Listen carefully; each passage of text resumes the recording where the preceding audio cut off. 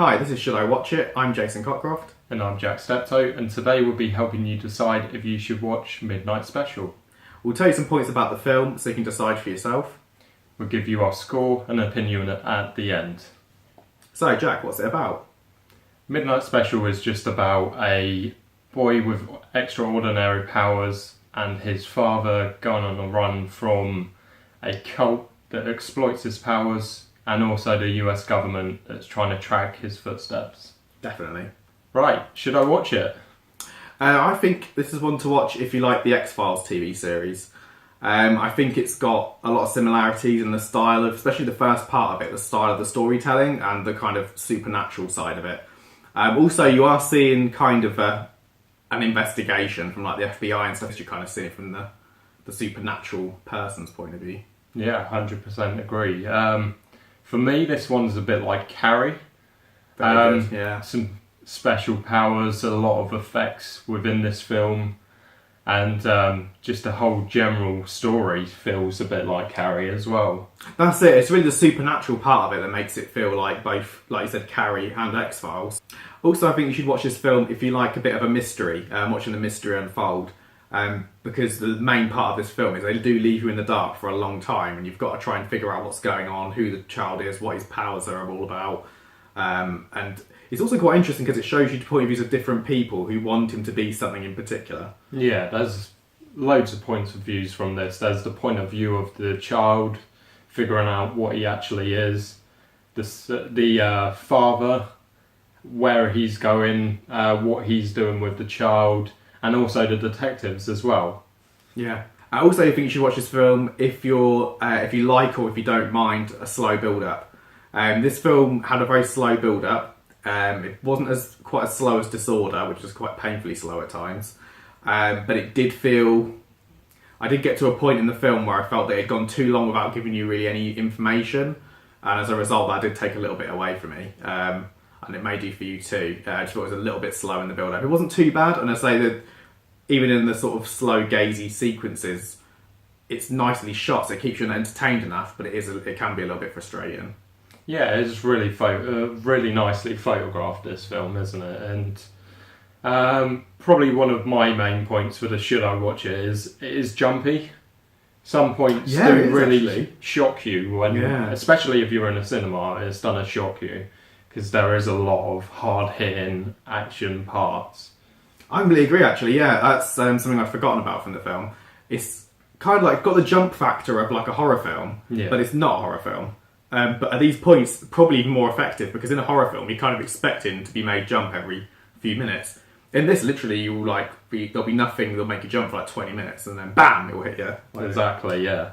It's a bit like that Disorder, in the sense of like it's an artsy film. So if you like a film that's a bit artsy, you're going to like this because it's so well shot, it's very nicely shot. Even the bits where not a lot's happening, like the long gazes and things like that, they're nice because it's so nicely done, isn't it? Yeah. And there's quite a nice mood to it. It's not dark or moody in any way. No, 100%. There's, I mean, some parts were very dark within the cinema. I don't know if you noticed or not, but there was a few parts where I thought, I can't actually see them. Yeah, literal darkness. Yeah, like where there's in an area there's no street lamps or cars or anything, and it's like... Right, on to ratings. What do you think? This one was a little tough to rate because it wasn't straightforward, but I was definitely very strong in my opinion when it came out. I gave it a dead 7.0. For me, I didn't enjoy this film that much, and like we always say, we class it on how we enjoy the film, not how we actually see the other critics or anything like that. Is how we perceive the film to be. So for me, this would be a 5.9, a very low score. I know. But, I don't know. It could be lower, but that's not too bad. It's a lot about an average, isn't it? I could say probably. It would be average, wouldn't it? Exactly. But for me, it was a very slow build-up. Didn't really get anywhere. Probably the main point that I would give towards the actual score was the CGI was fantastic. Yeah, agreed. It's not for everybody. You have to be the right sort of person to enjoy this film, I think. I think if you like mysteries and like seeing the build up and things like that, then it's going to be great for you. But if not, and especially if you don't like sci-fi, don't even bother. You know, if you don't like sci-fi films, you're not going to like this. Like it's all about the supernatural and all that kind of stuff, and it's really quite ingrained in, and there's not much else there for someone who doesn't like that sort of supernatural sort of element. Yeah, I mean, I loved everyone acting wise in this film, some more than others, especially Adam Driver, who was funny and charming, kind of, wasn't he? Yeah, he was like a charming geek sort of character. Yeah, that's it. And I mean, Michael Shannon himself, half of the acting I thought myself was him either staring into his friend's eyes, kind of communicating between them with no speaking at all. That's true, yeah. Or heavy breathing, which didn't go down well for me. Oh, okay. I actually quite liked all the acting in this. I thought Michael Shannon was good as well. It's a very good, like, emotional piece for him, because he's not always the most emotional of actors in his films. And he's just a big presence, and they didn't really use his big presence in this, like, in the sense of he's so big and overbearing. He could be quite a scary character, while he was good as General Zod. But in this, they tried to tone down on that and not hit home quite so much how big and strong he was, didn't they? Yeah.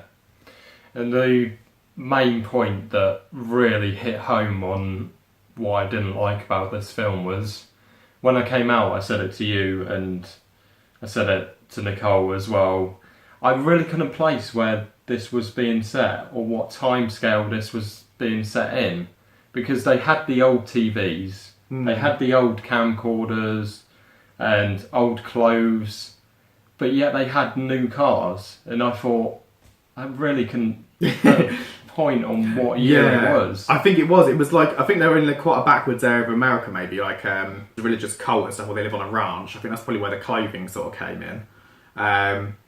And I think a lot of the TV sets we were seeing were either in garages or in motels. And these motels weren't exactly nice motels either, were they? So they're probably just out-of-date equipment. I want to put some positives in, because it wasn't a terrible film for me.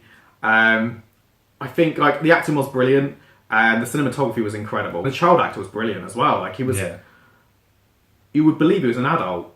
Although he was a child and did certain things that act like a child, the way he talked and the way he did things, you kind of thought he was like not just an adult, but like a wise adult. I think the best things for me though was the action scenes, where there was a lot of like slow build up. It was very, I think the pacing was good because it was broken up nicely with action scenes every now and then. And I think all of the action sort of scenes that were there, they weren't over the top action movie scenes, but there were enough action there to really get you going and get you engaged and get you excited for figuring out the mystery a bit more. Yeah, 100%. There was points where there was things falling from the sky, ceilings cracking, and it all looked believable and very nice to look at. So, is this a cinema trip or not? For me, I would say yes, only because I don't think it has much rewatch as a Blu-ray. So going to the cinema builds the jump in, builds the action up very nicely, and obviously you get the visual effects as well. Yeah, I agree with all those points. I would say exactly what Jack's just said, and only to add, maybe it's one for streaming. I don't know, maybe like a rental stream or a rental DVD or whatever. Finally, guys, we've been Should I Watch It? Make sure you subscribe to our videos, like our Facebook page, like our videos as well. Yeah. Comment on them as well. Yeah, we'd love some comments. And don't forget, we're on Twitter, Instagram, Snapchat, and Facebook now as well. So get on those, get liking, and please subscribe to us because we could do with some more subscribers. Yeah.